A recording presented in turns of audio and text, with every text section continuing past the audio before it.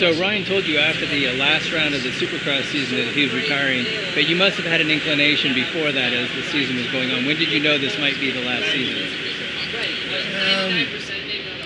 It was not one particular day, you know. It's a feeling that came about already. I was a little worried about already at the end of last year. You know, at the end of the Nationals, I was thinking, I hope that he wants to renew.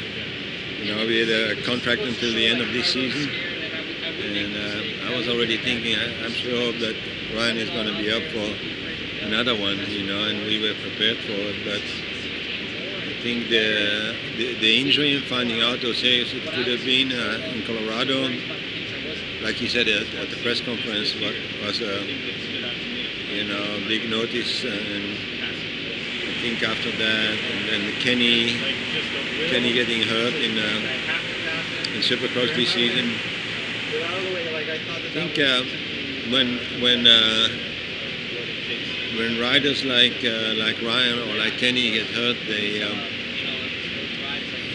it sticks a lot more in your mind because they're riders that are very precise and they're not wild. They're riding control.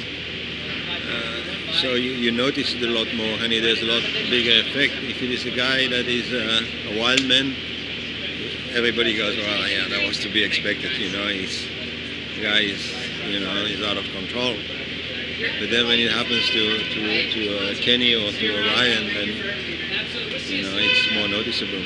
Very good. So as his race manager, how hands-on are you with his mental preparedness for a race? And did that change this year, seeing what you were seeing in him?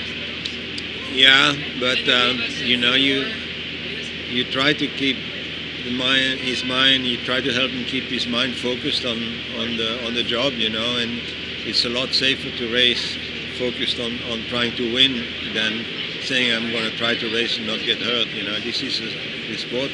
Unfortunately, it's quite dangerous, and you need to be 100% and be 100% focused. So even seeing what you were seeing, you did not change your approach? Well, it changed. Maybe I changed the things I would say to him,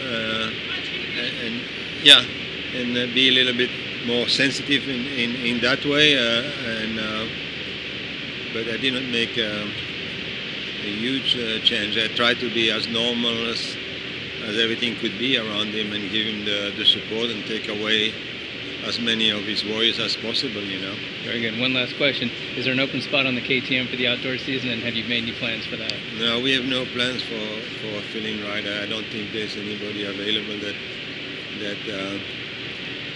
can get on the podium. And I want to take some time and do everything we can to help Marvin and the other guys we have, Trey when he comes back, and see for next year, you know.